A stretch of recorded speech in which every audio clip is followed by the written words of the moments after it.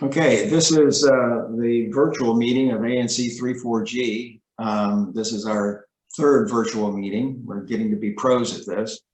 I'm Randy Speck. I'm the chair of ANC3 and I represent the single member district that is 3G03, which is basically the area between Nebraska and Utah and Broad Branch.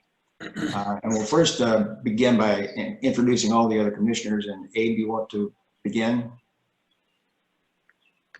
Hi everyone, my name is Abraham Clayman and I represent ANC3 It's Hawthorne and part of Barnaby Woods, and I'm also the secretary, so I'll be taking notes tonight for our minutes. Jerry? Good evening all. I'm Jerry Mallett, Commissioner for 3G05. It's the area bounded by Chevy Chase Circle down to about Military on Connecticut and across the Broad Branch. Becky? Hello, everyone. I'm Rebecca Madak. I'm 34G04. I have Lafayette School and Lafayette Park. I go from Broad Branch to Utah, basically Nebraska to Tennyson, roughly, and Morrison. Dan? Good evening, everybody. I represent 3G06, which is Chevy Chase Circle, Connecticut Avenue West to 41st Street, down to Military. And Shanda, I see you've joined us.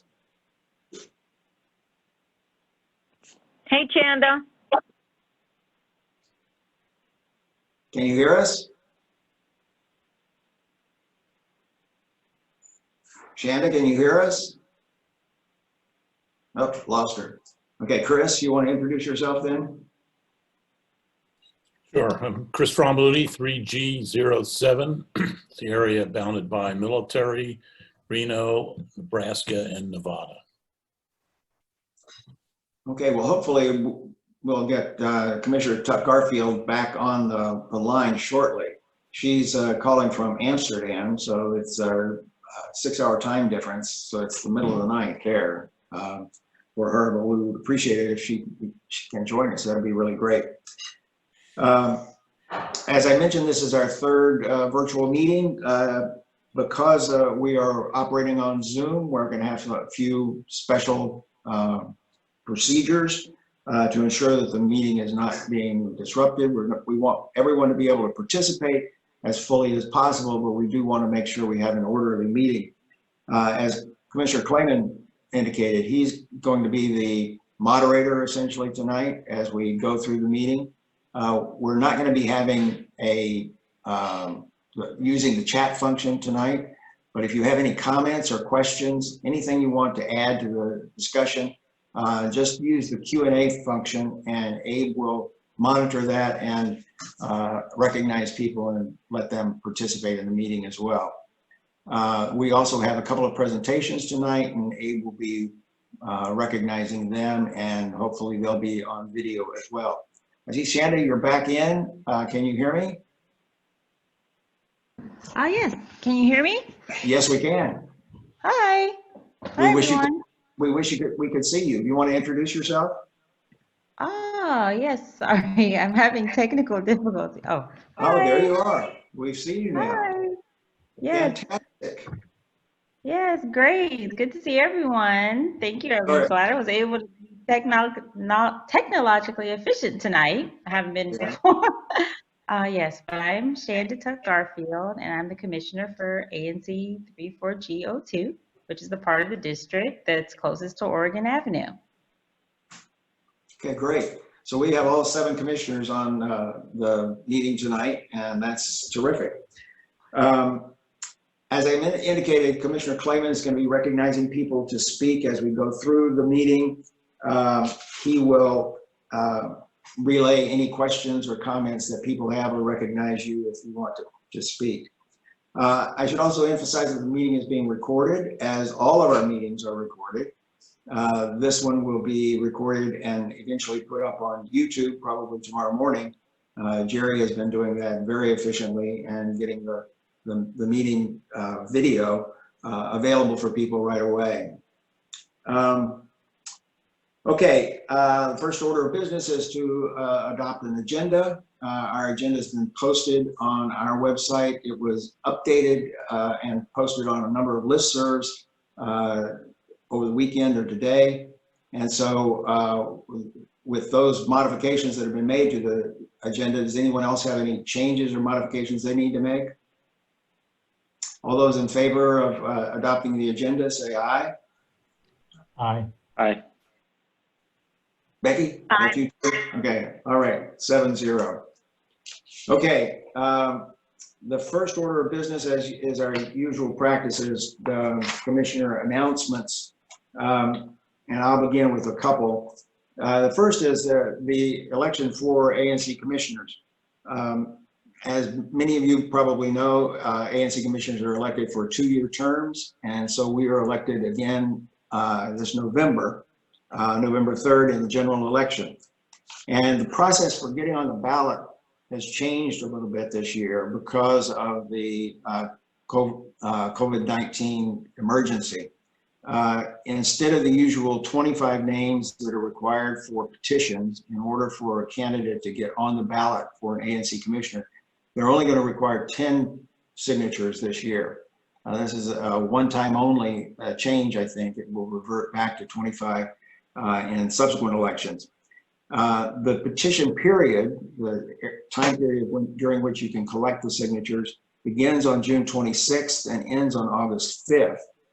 I have been asking the Board of Elections for several weeks now to give us some specific procedures as to how this is going to operate, because it's going to be possible to get the signatures for your candidacy to support a candidate virtually.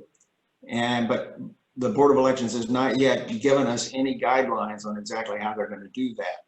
I've asked them several times in the last week, and Gottlieb Simon, who's the head of the Office of ANCs, has also done that, and we still haven't gotten anything.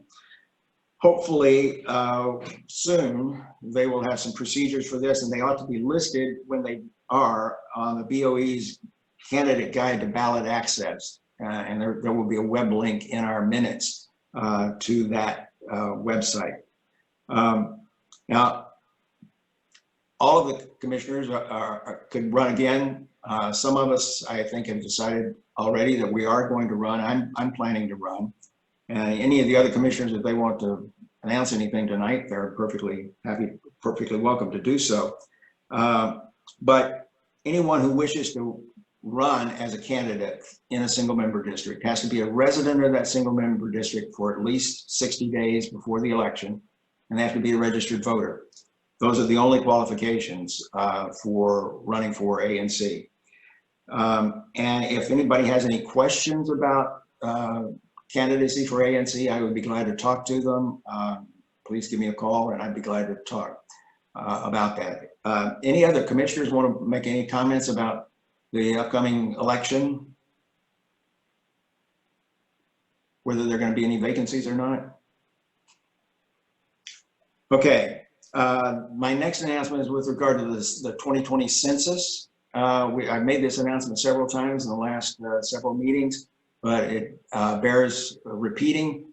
It's still possible to complete your census form online, and you just go to my2020census.gov, and there should be instructions there for how you can complete the census. We're doing very well in our area with more than a 70% return rate for the census, but it's still important and essential that we try to get everyone responding to the census, not just that 70%.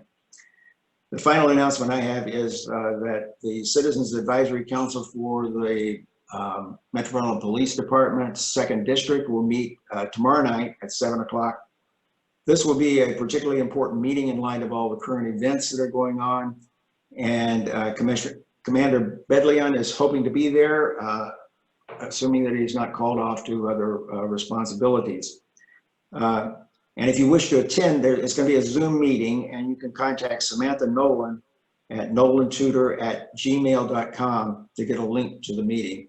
Or if you've forgotten that address, then you can just email me and I'll make sure that you get it. Okay, any other commissioners have announcements they'd like to make? Randy, if you could just send that link to me, I'll make sure to post it in the minutes. Okay, I will do No other that. announcements. Okay, Chris? I'll just say that I'm running again for next year, and I'm looking forward to working on the community center projects, which hopefully is going to be tying in with the library project. So it should be interesting. Well, and Chris is also working on the longer term issue of Connecticut Avenue, the study that's going on Connecticut Avenue. And I appreciate that the continuity that you're going to bring to that, Chris, as well. Yeah, actually, we have a meeting this week, the end of this week. Right. The first substantial meeting. So we'll see what happens. Right. Any other announcements anyone has to make, would like to make? Okay. Community announcements. We've encouraged, in the interest of time, because these Zoom meetings are a little bit more difficult, it's difficult to sit through a 2-hour Zoom meeting. So we're trying to keep them as concise as possible. And we've asked our usual participants from the mayor's office and from council members' office to send us their announcements, and those announcements will be put in the minutes of the meeting. I noticed that at least Gabrielle Priest and Sam Stevens are on the line, and anytime you've got anything you want to add to any of our discussion, please let Abe know. Anyone else have anyone in the audience, any attendees, have any announcements they'd like to make? Nothing, Abe? I don't see any questions. Okay. All right, we'll move on to the first item, substantive item on the agenda, and that's a report on the coronavirus emergency impacts and available resources. And I just want to put in another plug for Jerry Malletz's website, jerrymallets.com. It's a real and important source for our community, tailored specifically to our community, providing a lot of information about what's going on with regard to the coronavirus emergency. Jerry, you want to update us? Yeah, unmute yourself first. Good idea. There are a couple of things that I think are worth noting. And first one is that it seems like 17 of our local businesses on Connecticut Avenue have been or are going to be recipients of the DC Small Business Micro Grants that were awarded. There were a bit over 7,000 awarded in DC, and we got about 17 of them, as I said. And these grants ranged up to the largest one that anybody got in DC was about $14,000, and we were fortunate enough, I don't know how many applied, but about 17 of them did get them. So that's very good for those businesses, and I'm very glad that they were able to get those. On top of that, I'm just pulling up another screen here. Not that you'll notice, but one thing that I did want to mention in terms of the virus that a lot of people probably know, but we now get results from wards and from neighborhoods. And in terms of the number of tests that were taken and the number of positive tests that have been received. And you know, just to illustrate some of the differences around DC, Columbia Heights has the most positive tests in all of DC, and that's a bit over 600. And then you get under 100 are neighborhoods like Woodley Park, Forest Hills, Chevy Chase, and Barnaby Wood. So it's very different what's going on around DC. So even if we think that we don't notice the effects as much in our particular neighborhood, they're still very profound across DC. And you can even tell that by the number of tests that have been taken, because for instance, The number of tests in Columbia Heights is about 6 times the number of tests in Chevy Chase. So, and this is for a lot of reasons, people that have to go to work, people that have to go on public transportation and other things, but that information is available every day on the DC website, coronavirus, DC, what is it, .gov, I guess.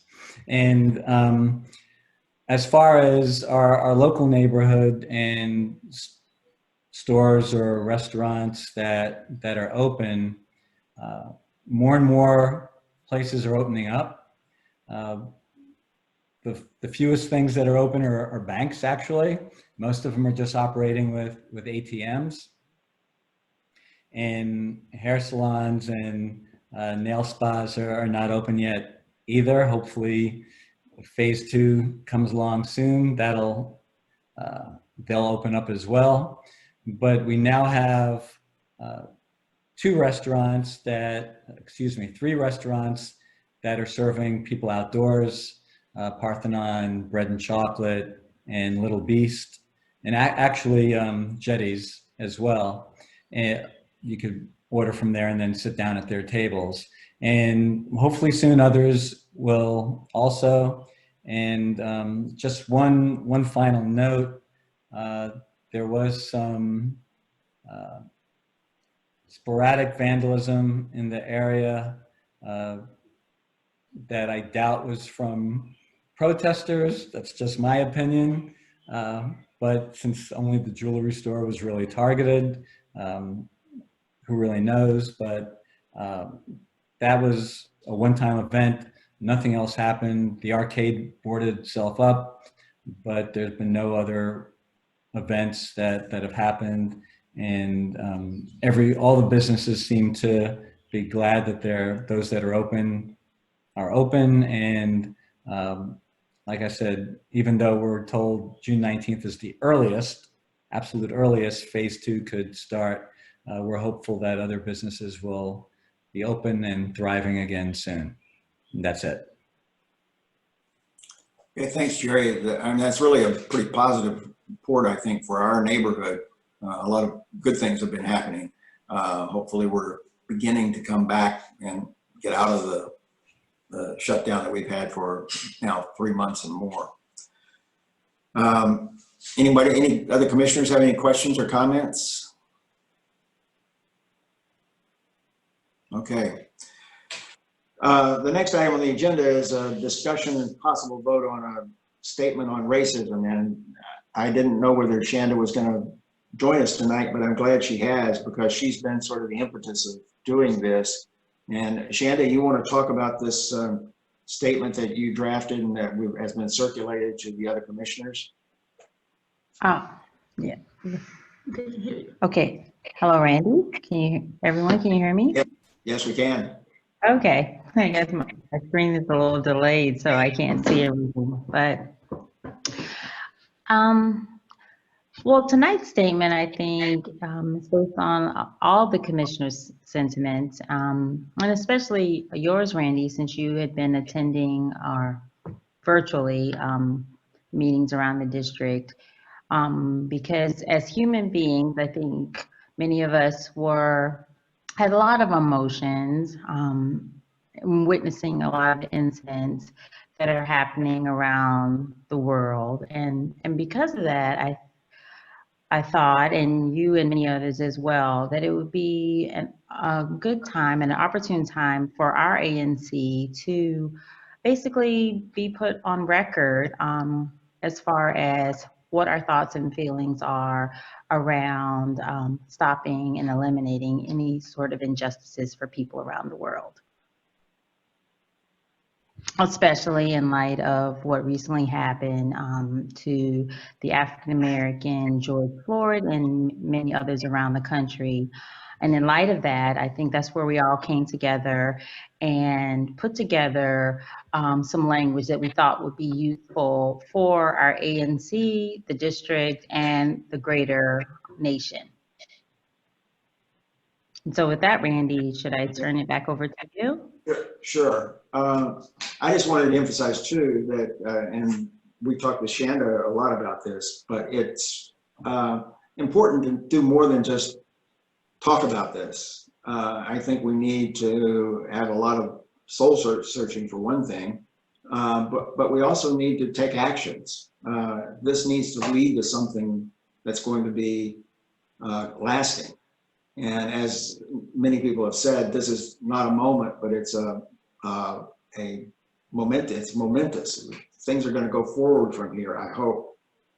It's a movement. That's the word I was looking for. And so hopefully this is not going to end here. Many of us had to live through times like this in the past when everybody got excited about it and protested. Police violence particularly, that's been the trigger a number of times in the past. And then the world doesn't change. And I think we really want to see if we can do something to change this time. And Shanda mentioned the meetings that ANCs across the district have had for, I think, the last 12 weeks. We've had meetings on Monday nights virtually. And it's been a relatively small group of ANC commissioners, but really representative of the entire district. They come from all over the district. And we've talked generally about COVID-19 issues, but last Monday, obviously with everything that was going on, the only topic of discussion was racism and what we could do about it. And I know that group is planning to do something. It may be, there's talk of a town hall that would be for the entire district, that would be organized by ANC commissioners across the district and would have a number of elected officials who would participate in that. There's also talk of the possibility of pairing ANCs with one, for instance, in our area with an ANC across the river. Which I think would be a fantastic idea, one that Jerry suggested a couple of years ago. And that would give us a better understanding, I think, of what the problems are and how we might be able to address them. But, and then the other thing is in the statement is that we want to create a task force. You know, we've created a lot of task forces in our ANC in the past. They've been very successful too. They've done really terrific work in bringing all the issues together, gathering a lot of information, and focusing on what can be done in the future. And I think we want to do the same thing with this issue. It seems one that's important for not just our neighborhood, but for the district and for the nation. And we need to take it very seriously and see if there isn't something that we can, in a very concrete way, do to make a difference for the future. So Shanda, you want to add anything to that? No, Randy, I think you summed up, I think, a lot of the commissioner's feelings that, at least especially my feeling, that I would rather be about action than just about talking about something. While it is good to have an open dialogue, and I hope that our ANC can foster that within our community, I think it would be good for all of us in our community to have a working group, as you said, where our citizens can come together and express themselves, because there may be things that are happening out in the community, especially in Chevy Chase, that we're not aware of. I personally think Chevy Chase is a great place to live, but maybe there's some experiences that individuals are having that we just don't know about. And hopefully through the working group and through our ANC, we can work with the mayor and the council and just other ANCs in the city to work on eradicating these injustices, because I believe we have a great country. And as the language in our statement says, our country believes in life, liberty, and the pursuit of happiness for all of our citizens. And our ANC really wants our community and the greater DC and the nation and the world to have a community where we accept everyone's differences and we acknowledge those, we accept those, and we work together. So hopefully with this can be a step forward for our particular part of the district, because I know we all of our commissioners do good work across our ANC. And we also have a lot of perspectives, and I just like to hear all of those, as I know you do. So thank you for this. Thank you for leading this too. Okay, any other commissioners have comments or suggestions or anything else? Abe, you want to put up the, can you share your screen with the statement? This is something we're never able to Yes, just a second. live meetings. But also, if there is anyone in the audience who has, who's attending, who wants to chime in on this or make any comments. Yeah, so there's a comment from Peter Lynch. The platform from Black Lives Matter and My Brother's Keeper could be endorsed. My Brother's Keeper is looking for communities to adopt their policy concerns. Mm-hmm. I'm not familiar with the My Brother's Keeper platform. I've seen some things about the Black Lives Matter DC chapters platform, but I think it's worth looking into what those platforms say. And sounds like if we're moving toward a working group or a task force in the future, it'd be good to look at those because they're good places to start. I also wanted, at Shanna's suggestion, there was a very good webinar with President Obama and Eric Holder this last week that was a good primer that would help us all, I think, to look at that. There is another excellent webinar that I attended last week that was put on by the Radcliffe Institute, which is part of Harvard University. And there were two really outstanding professors who, the title of it was Naming Racism. And it was really, I thought, extraordinarily good. And we'll put the links to both of those presentations in our minutes. But it's a little bit hard to read. I don't know whether people can read it in fairly small print there, but I'll try and make it bigger. Okay, the statement is pretty short, but as Shanna and I both indicated, it focuses not just on making a very strong statement against racism, but also on looking forward to concrete steps that we can take, including at a minimum to begin with a task force to examine all of these various platforms that have been proposed and to come up with some concrete proposals and suggestions that we think would be important for our community and for the district as a whole. Okay, any other comments by anyone? Just two more from Peter. Okay. He said he's happy to help, and also that the Holder Obama presentation was the one he was talking about. Okay, yep. Good. Yeah, I have a question. Yes, sir. This looks different from the final version that I thought you sent out. Is this the final version? I don't know whether that Abe's got the final version or not. It's possible I have a previous version. I think that's an earlier version. Yeah, that's a very early version. I believe. Yeah. Okay. Well, I think trying to find the right one right now might not be the best use of our time. Yeah, but I think we've all seen it, and I think as soon as we vote on it, I think Stephanie's in the audience. Stephanie, if you wouldn't mind posting it once we vote on it, that way we can make sure that the correct one is up.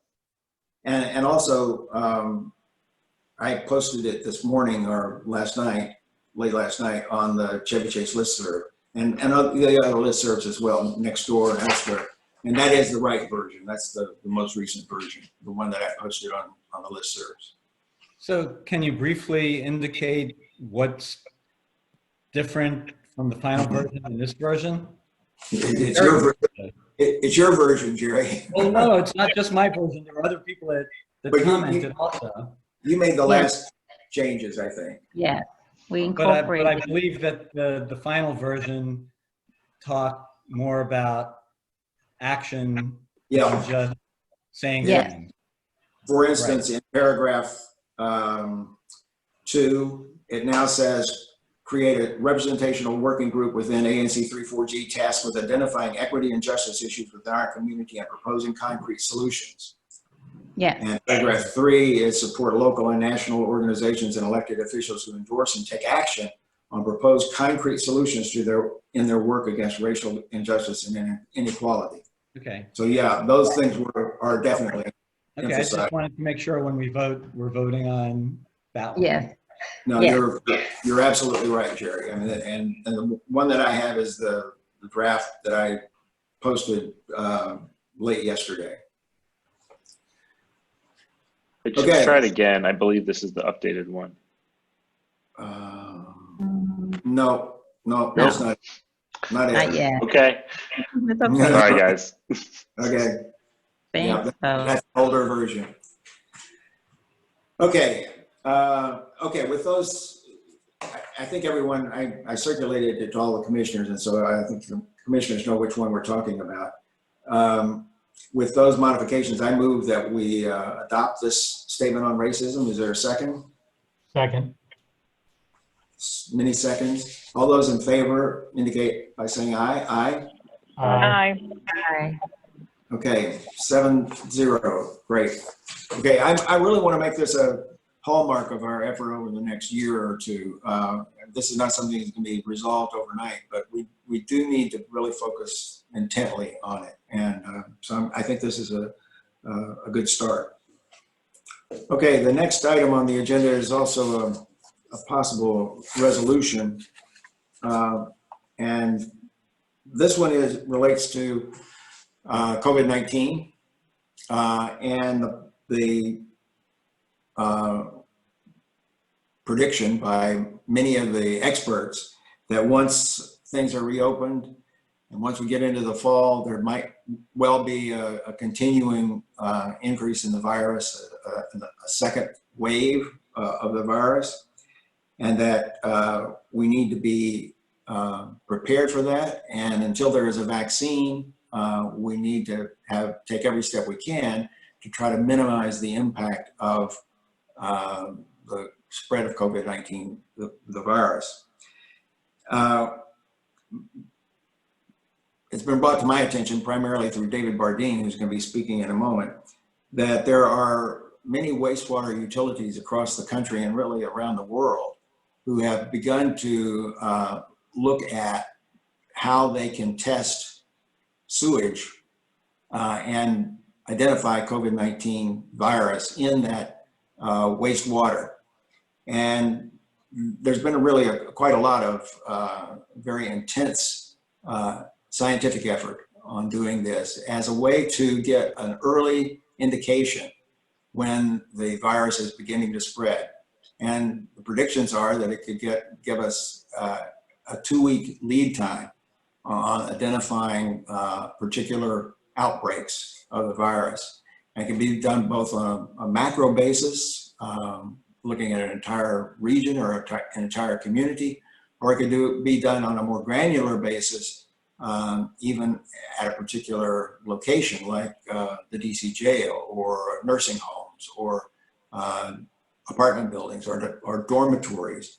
And there are a number of utilities, water utilities, and wastewater utilities around the country who've already begun to implement these kinds of programs. And as I mentioned, David Bardeen, who's a former ANC commissioner and a former board member for DC Water, has been doing a lot of research on this issue. And he's put together a paper, which I circulated to the commissioners earlier today. But David is here with us tonight and is going to talk briefly about his research and what he's learned and how that can be applied in the District of Columbia. And then we're going to also have a presentation immediately following David by DC Water's Senior Vice President, Salil Kahar. And he'll be telling us what DC Water's hoping to do in this area. And then we'll consider a possible resolution. So David, you want to begin? If Abe could recognize you.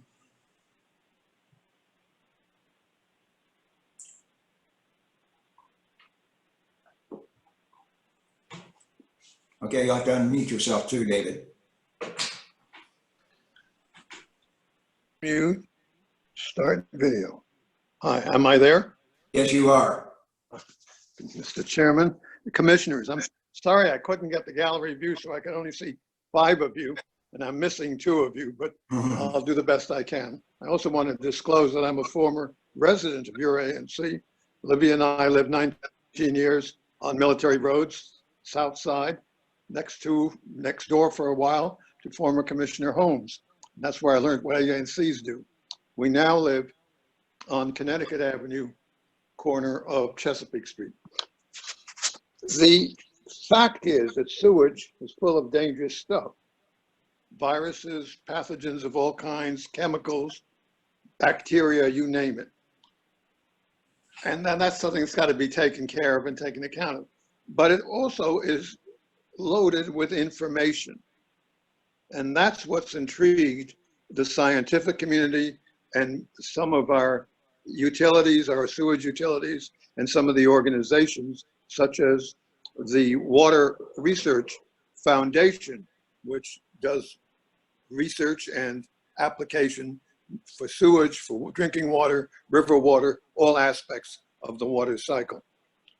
The issue at hand, and it's challenging individual utilities, but also very important organizations such as the Water Research Foundation, EPA, CDC, is how do we use the information in the sewage effectively and achieve knowledge, early warning, such as the chairman mentioned, or more granular information, such as the question, can we look at assisted living facilities, hotspots like that, or prisons elsewhere in the country, or DC jail here, where we have hotspot issues. And this is something that's moving very fast in terms of attention.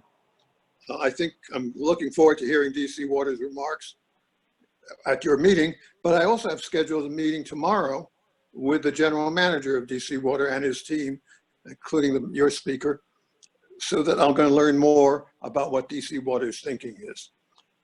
The opportunity is to catch up with the leaders and to make our own contribution in the District of Columbia and nearby areas.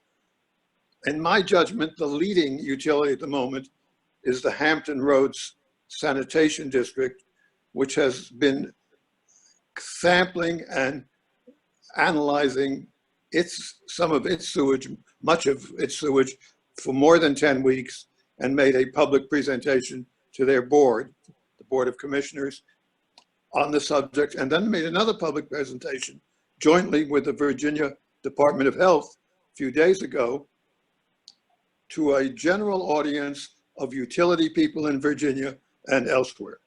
The state of Maryland, as your draft resolution points out, is also heading in that direction. And I think you have a good deal of thoughtful information in the draft resolution. We have to be careful to understand that there's a great deal of work to be done. We are not saying that you can identify today whether the stuff in the sewage is infective.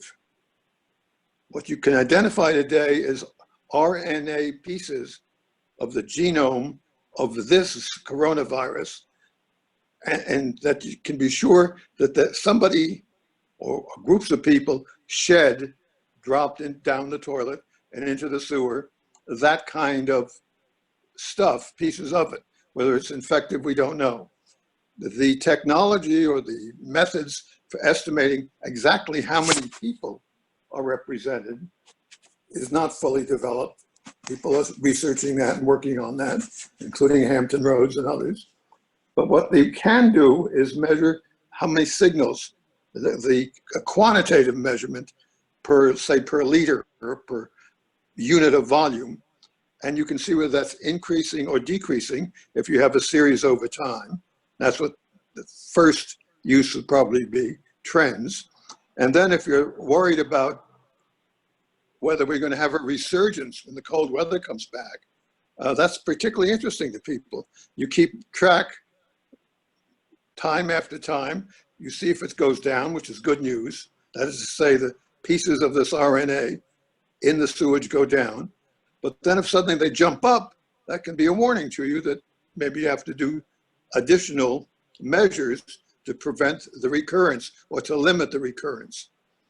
An interesting application is of some universities. Syracuse University in upstate New York just announced that when their students come back to the dorms in the fall, they intend to sample the sewage coming out of each dorm separately on this basis, using this method, which, by the way, is a well-established method. It's 35 years old. Somebody got a Nobel Prize for inventing it. It's used not only for sewage, it's used for drinking water, it's used for food, it's used for many other things. Syracuse is going to try to see whether something's showing up in the dorms. And if it is, then it will go and test people individually with the swab testing. And I should tell you that what the utilities like the Hampton Roads utility, which has its own molecular type laboratory, which DC Water does not have at this time, but they do the testing themselves. They're using the same protocols as for sewage testing as CDC prescribes for the swab testing. And I think this would be a good time to stop, see if there are any questions or anything I can do to help you understand or go on. Okay, any other commissioners have any questions?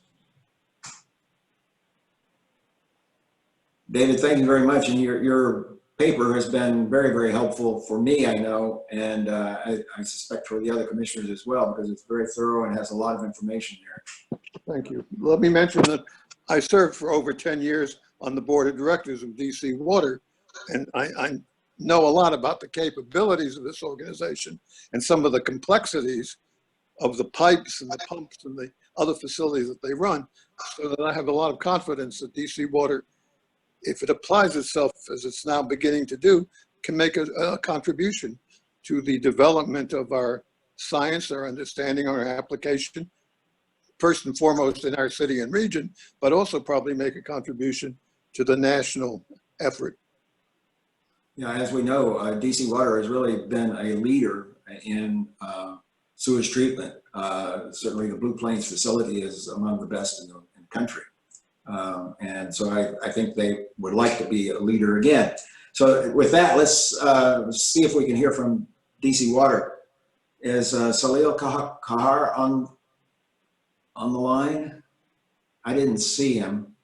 So I don't see anyone with that name, but I do see 3 people who have phone numbers. So if they can go ahead, Abe. I don't know. Does anyone know his number? Because I don't believe there's a way for them to be recognized without. Can you unmute I'm not them sure. individually and Let's see. Okay, we can try that. So I'm going to unmute, this person. Are you Salil Karar? no? Okay. Next try. No. Okay. And then one more. Is this Salil Karar?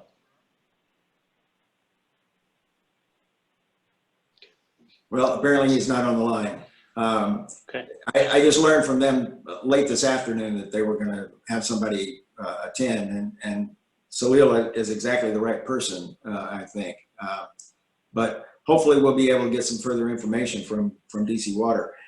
I do think it's important, as David indicated, DC Water has indicated to us that, to David and to me, that they are now planning to go forward with something, and we're not sure exactly what.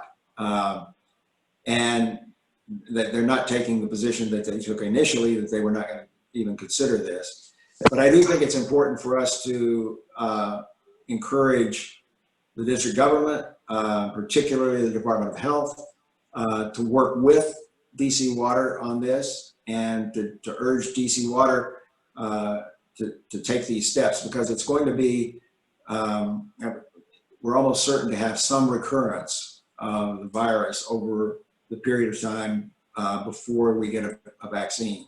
And this kind of information could be extraordinarily helpful, I think. It's not the be all and end all. It's not going to be to save us all from getting sick, but it's going to be an indication, another data point that can be used so the decision makers can then take further steps based on this data. So I would, if we still don't have anyone from DC Water here, I would move that, and we don't have any discussion. Any other questions, Abe, from anyone about this? Comments? I see no questions. I would like to put the resolution on the screen, so give me just a second to do that, Okay. just so people can see it. All right. I'd like another shot, is what I'm really saying.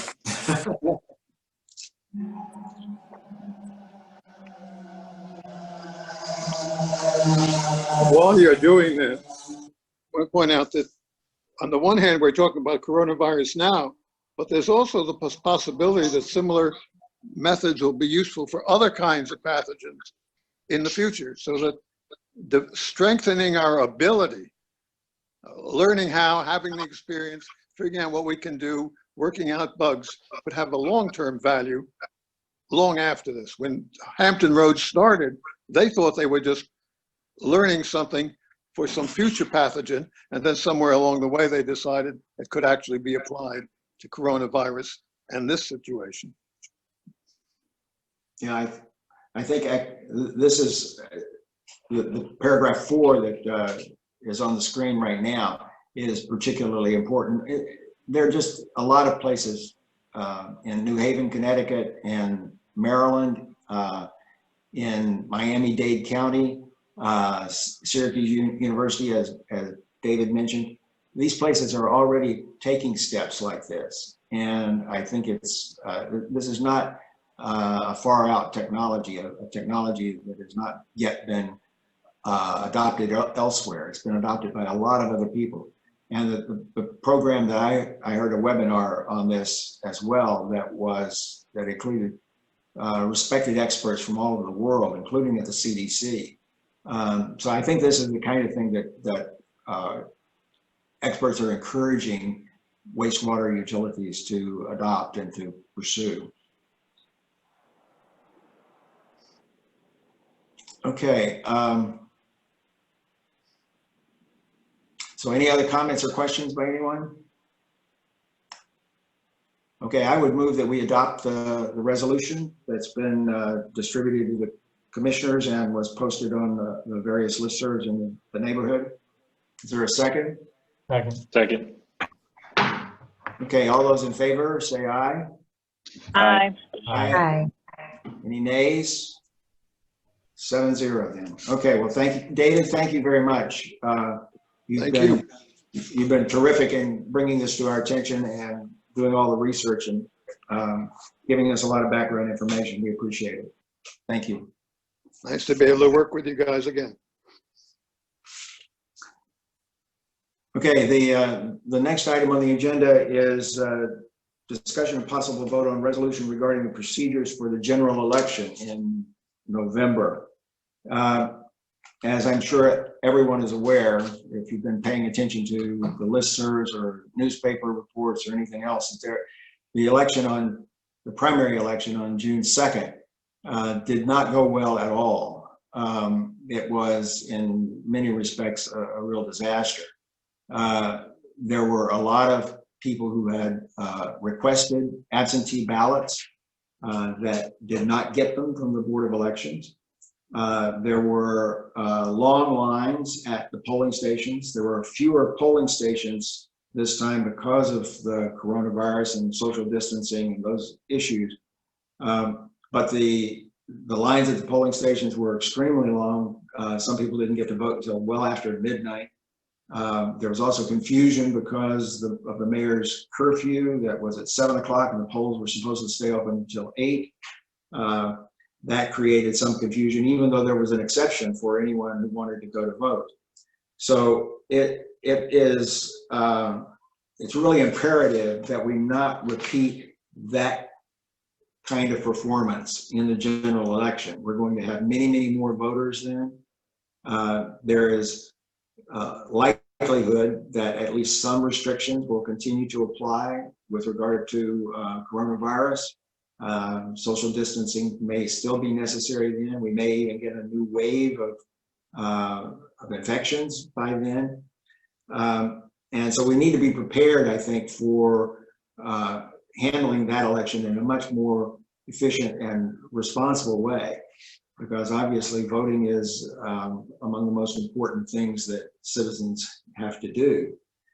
And so what we're proposing in this resolution is that the council and the mayor, which I think they're already beginning to do, that they take a very close look at the June 2nd primary and what went wrong. They make a thorough evaluation of the Board of Elections performance there to determine what it is that can be improved and must be improved for the November election. But that they also strongly consider going to a different kind of mail-in ballot, one that doesn't require an application for a ballot, but rather just sends the ballot to every registered voter. This is not a novel system. It's been done in Oregon since, I believe, 1998, and very successfully there, with creating a higher voter turnout and no indications of any kind of increase in fraud, which is one objection that a lot of people have raised. There's really no evidence that fraud increases from mail-in ballots. And even in California, as recently as I believe it was just this month, or rather in May, the governor, by an executive order, required exclusive mail-in ballots in California. And that's a big step in a very big state. And if they're able to do it, it seems reasonable that we would be able to do it as well. That's going to take some effort by the Board of Elections, and the council and the mayor need to make sure that they're capable of doing that. But we need to get to a much better system. And regardless of whether we can implement it for this next November election, we certainly need to be moving toward an exclusively mail-in ballot, which is going to increase the turnout significantly and give people a real opportunity to vote who may not be able to now. So that's the gist of our draft resolution. Any questions or comments by any of the commissioners?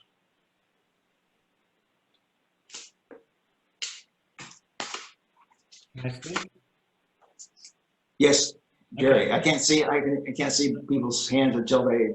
Yeah, I'm only seeing one person at a time. Oh, okay. I just want to point one thing out, that this is a method that the Census Bureau has been using forever and ever until this time.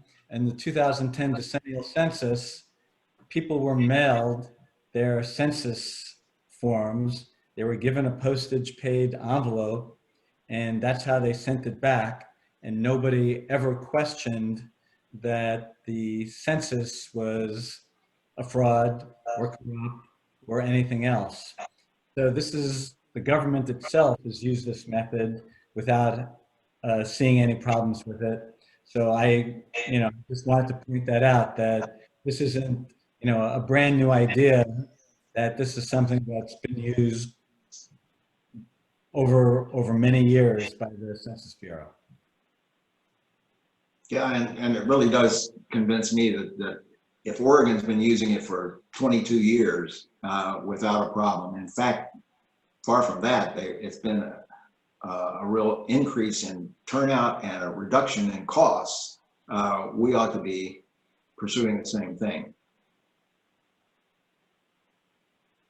Anyone else? Anyone in the any attendee have any comment or question?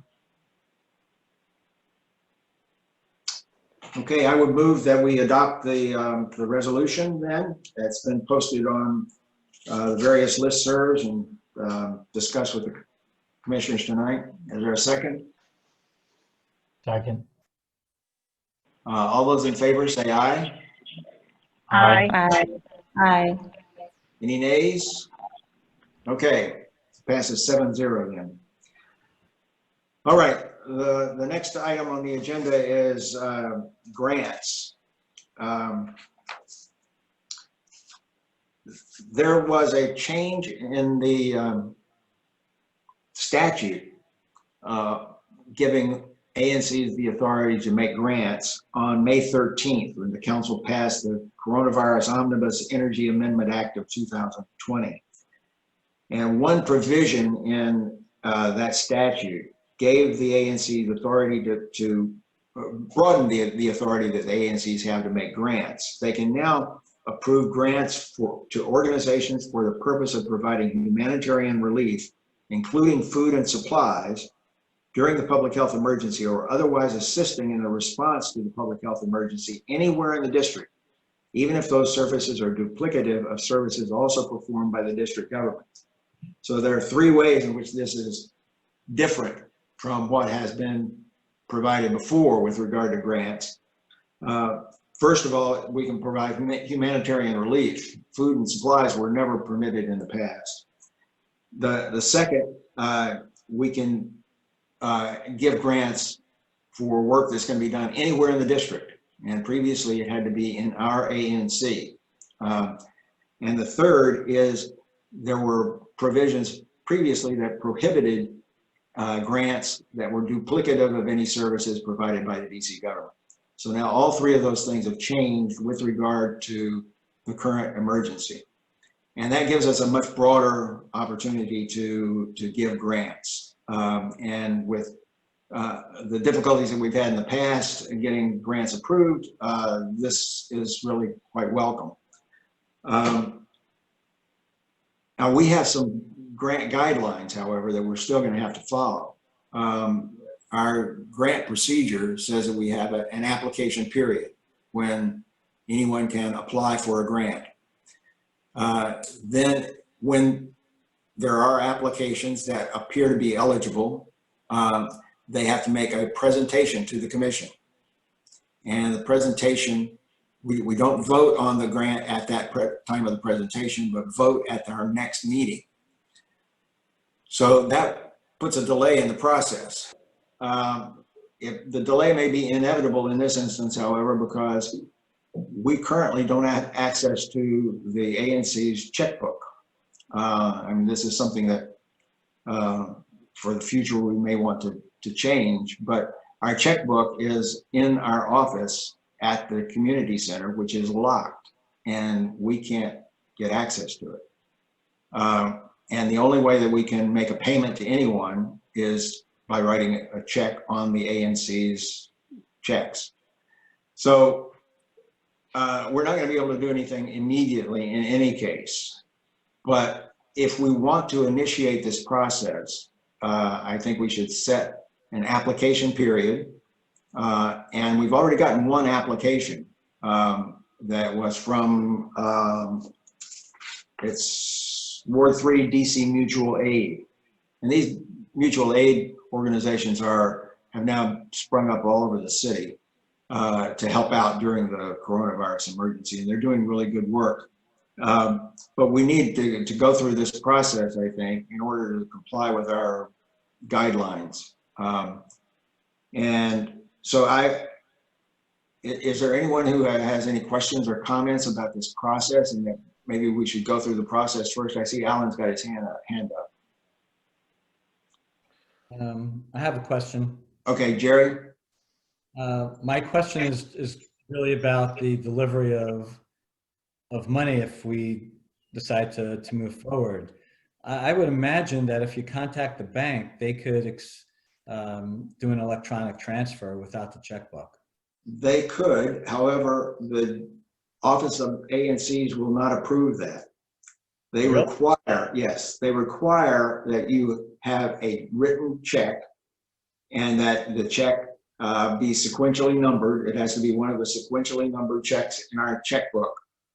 And it's very rigorous. And so we can't do that, unfortunately.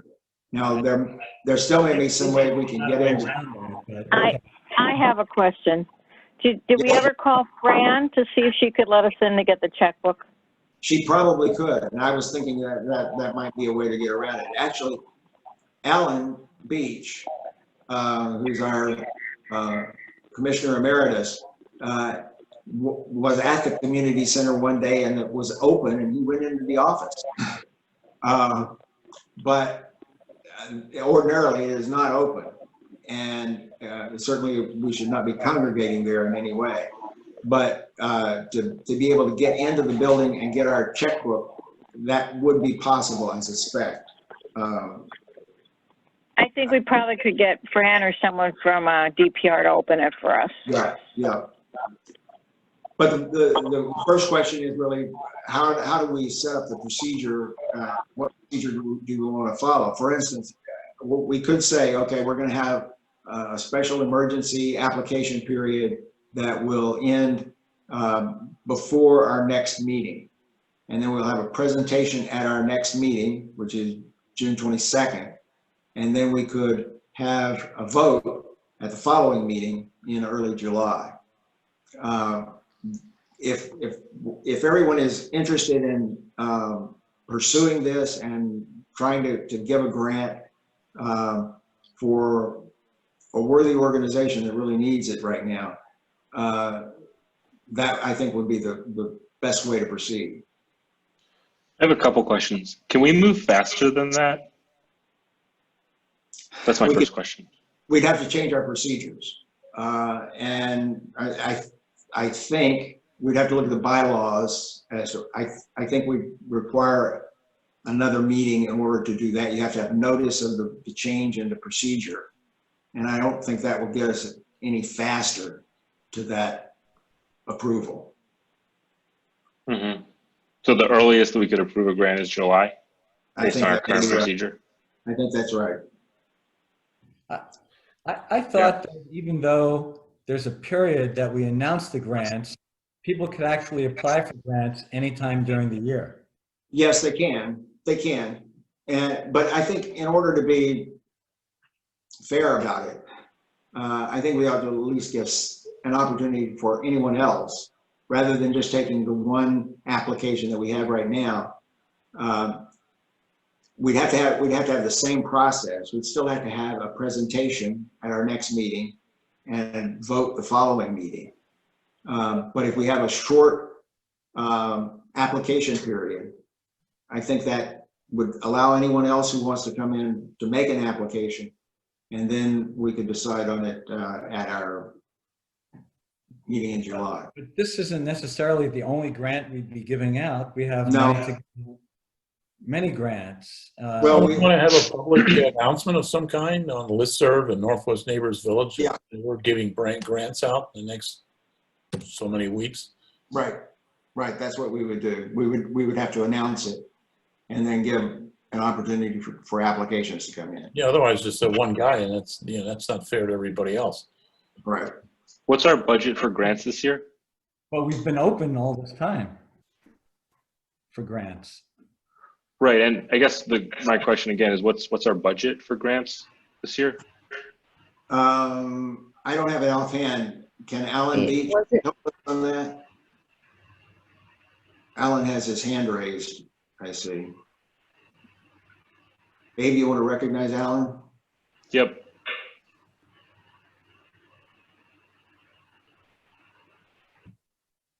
The budget for grants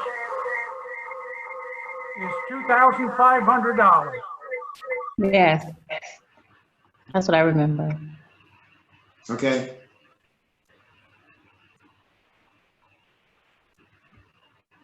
All right, so we're not going to have a whole lot of money for grants, but we could give more than that too. We'd have to look at our budget, where we stand on our budget right now, and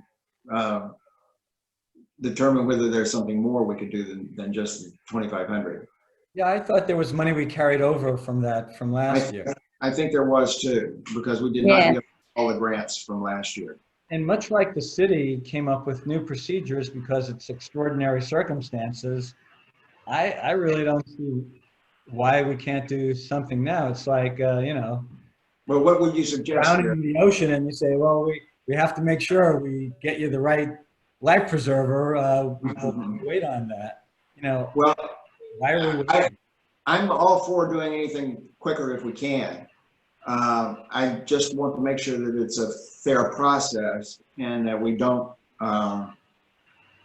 do a misstep here and then get the grant disallowed for some reason. That's been our problem in the past, is that the OANC has not agreed to it. Now I could talk to Announce it, it should be good, right? Pardon? If we do an announcement, that's the main thing. Yes. So I just want to point out, I do see I'm just reading our grant guidelines.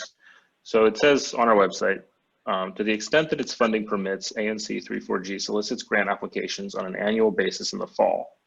Additionally, ANC3 may consider other grant requests that fall outside of our formal grant cycle or on an as-needed basis, subject to grant guidelines, grant priorities, and funding availability. This seems to be like a pretty textbook case for us and being in a position where we should consider a grant that falls outside of our formal grant cycle. We didn't do grants in the fall, to my knowledge, so we can do them now. And so I think we should take this opportunity. Peter's on the line. He could present tonight and we could vote at the next meeting. Okay, if you want. And if we feel that we get a flood of grants that are much more appropriate than what Peter's suggesting, then we can say, sorry, Peter, we need to consider these grants. But if we don't, and if we feel like Peter's in a good position, I think we could move forward in the next month at our next monthly meeting, having heard his presentation, having had time to consider it, a little time to get the checkbook situation sorted out, and we can move forward. Is that acceptable for everyone? Absolutely. Oh, yes. I agree. We need to make sure we announce this and give other people a chance to. Yeah. I mean, I think it's a little unfair to have just one person that jumped the gun and has advantage over everybody else. There are a lot of worthy organizations out there, I think. I agree, and I think we should. What we should do is we should open the grants tomorrow, and it should be open until our next meeting, and then at our next meeting we'll be in a position, but we will be able to consider this grant having heard a presentation. Because I would hate to be in a situation where we get no grants or no grants that we're willing to consider, and then we're just making this organization wait a month. That seems unnecessary. Okay, let's hear from Peter then. If that's okay with everyone, is everyone okay with that? Yep. Yes. Okay. You want to recognize Peter? Hi, everyone. My name is Peter Lynch. Thank you for hearing me out. I came across Ward 3 Mutual Aid at the start of the pandemic because I was looking for ways to give back and see what organizations were doing outreach. Mutual Aid across the city and then Ward 3 Mutual Aid seemed to be an early and consistent group that was doing a lot of work. There's a woman named Sarah Swetzoff, if I'm pronouncing that right, who runs a hotline that people can call. Most of the people that receive help from Ward 3 Mutual Aid are the elderly. There's a handful of undocumented citizens who receive aid, receive groceries. It's pretty powerful and good work that they're all doing. It's a total volunteer network. So everybody that is a part of it is doing it because they just want to help neighbors. I've pitched in a little bit with the group, but far less than many other people have done. It's brought me to every quadrant in the city. Sometimes they plug into what other communities in the city need. For instance, I've delivered groceries to Ward 8 and Ward 7. They also solicit goods in terms of like PPE, clothes that families might need, money for families that are about to run out of rent. But what has impressed me the most about them is they just seem tireless, consistent, and they do good work, and they just simply try to meet the needs of so many people in Ward 3 and around the city who are coping with all of the trials and tribulations that we all know so well about. So it would be money absolutely well spent. I'm happy to plug you guys in with the real sort of leaders of the group, but it would be money that would directly contribute to Ward 3 neighbors who are very much in need, some of which are, I believe, relying on these groceries for their food and so on and so forth. So in my mind, it's a terrific volunteer organization that could use our help. Thank you. Becky, you had a question about the limitation on Ward 3. You want to raise that? Sure. My question is, we're the only ANC in the district that covers 2 wards. So instead of calling it Ward 3, covering the people in Ward 3, I would more like to see it covered by boundaries, because Broad Branch to the park is Ward 4, but it's in our ANC. So I'd hate to fund part of our ANC and not the rest of it. And we have elderly over here. There's probably not a lot, but the same as the rest of Ward 3 that would need the assistance. I don't know if my audio is still on, but every ward in the city has a mutual aid network. So I imagine that the Ward 4 folks are plugged into their Ward 4 mutual aid network, which is to say that Ward 3 mutual aid people will inevitably end up helping out other mutual aid groups in the city. So money spent at the Ward 3 mutual aid group certainly isn't isolated there. Yeah, I don't know if that's, I'm sorry, I don't know if that would be good enough for the elderly who don't understand that they might be part of Ward 4 here, because we're Chevy Chase, and we don't really, I don't want to say we don't participate, but we don't do a lot with the other part of Ward 4 because of the park is a natural dividing line. And it's also money from our ANC, and how can I vote to fund part of our ANC without the rest of my ANC? Right. Well, I would just go back to the idea that they are an organization that's all around the city, and it is not isolated to Ward 3. I understand your concerns. I have a question. Yeah. Although it's named Ward 3, are they limited in assisting only residents of Ward 3? Could they also assist residents of Ward 4 and other parts of the city as well? Absolutely. And there's a pretty fluid communication between the other mutual aid groups. For instance, there was a call early on to get grocery deliveries to families in Ward 7 and 8. And so I pitched in and drove down, because I'm a teacher, so that I had a little bit more time to drive around. So I went down to Ward 7 and 8. So people sort of plug in where the need is at. So if for instance, for a part of the district is in Ward 4, and Commissioner Madak and others have constituents or know of individuals in that part of our ANC, we could reach out and they would be assisted as well? I've never known these folks to turn down someone in need, as corny as that sounds, but it's true. Okay, let me just, for a hypothetical, if I call in and say I need groceries, and they say, where do you live? And I say Ward 4, are they going to refer me to a different organization? The question is a little over my head, but I think it depends on how close you are to Ward 3. Usually, like, there are drivers that, for instance, if I volunteered to drive and I live at the corner of Legation in Connecticut, there's a higher chance that someone will ask me to deliver groceries to people nearby. But I don't think it limits. That's not what I'm asking. I'm asking if I call in, I'm calling in the Ward 3 helpline saying, I need groceries. I have nowhere to go. I'm elderly. I'm lower income. I need groceries. Would they say, well, where do you live? And I'd say Ward 4. Then they're going to say, well, we only service Ward 3. You need to go through your Ward 4 organization that provides this. Because think that, this ward thing, to me, it doesn't say it in what I read from your grant proposal. It does not include it. I know you talk about it does anybody in the city, but that's not really specifically laid out in your grant proposal. I am pretty confident that if someone in Ward 4 needed groceries, that the volunteers that are running the Ward 3 DC Mutual Aid would try to help. Okay, again, I don't want to be a nitpicker, but Okay. that's not good enough that you're confident. I would like it in writing that our people in RNC would have access to this help if they need it, because we're helping fund it.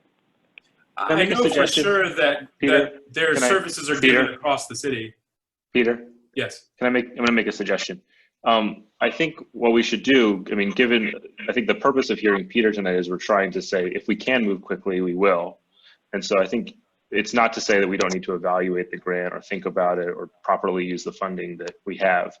And so I think any commissioner who has questions, I mean, I'm happy to send a list of questions to the email addresses on the grant and get those questions answered. And I think Becky's question is a good one. What happens when someone who doesn't live in Ward 3 calls this number because they think either they're not sure what to call or they just heard they could call it? And I think if commissioners have other questions, I'm happy to pass those along. And I think if we want to hear from someone else next month, we should. But I think if we're in a position to vote next month, that would be a great thing. We decide to move forward. To address Becky's issue too, I think we probably should get an amendment to the application to make that clear. Yes. Whatever clear information we can get, we should include it in the application. I don't think anybody would object to that either. Okay, good. Thank Becky, you. how does that sound? That sound okay? Okay. Right, I don't want the elderly to be confused that they don't, they can't reach out for the help at this organization. Understandable. Okay, cool. Thank All you, right, Peter. then if any commissioners have other questions for this grant or any other grant that comes up, I'm happy to pass those questions along to the right people. And I think we can send out a little note tomorrow for announcing a grant period. How does that sound to everyone? Sounds good. You want to add A or should I? I can do that. Okay. Sure. All right. We'll have that for an agenda item for our meeting on June 22nd then as well, for a vote on that grant application. And any others, we'll have a presentation on any other applications that might come up between now and then. Okay, to commission business, the minutes for our May 19th meeting have been posted on our website and on the various listservs. Any modifications or changes anyone wants to make? All those in favor of adopting the agenda for the minutes May 19th, say aye. Aye. Hi. Okay. Randy, Alan's asking to be recognized, so I'm going to go ahead and recognize him. Okay. Alan? Go ahead, Alan. Alan?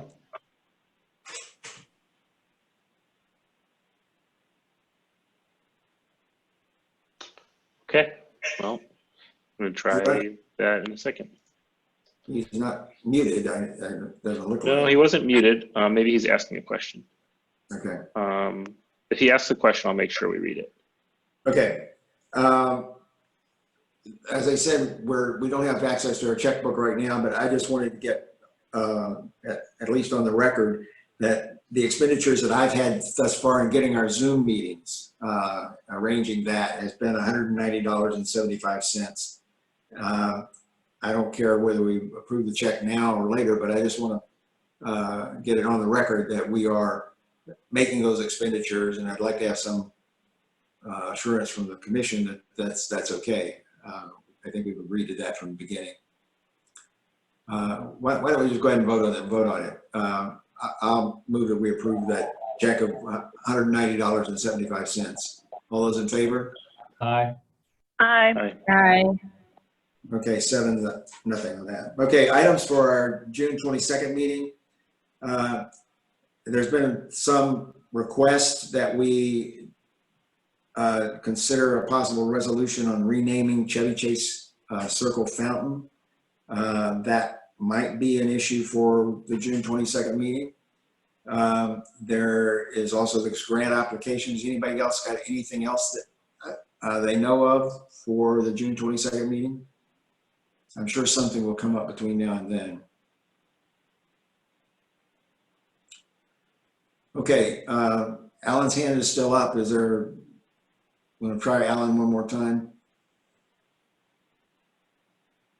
before we I adjourn? always want to make sure Alan is able to speak. So go ahead, Alan, if you can try again. Right there.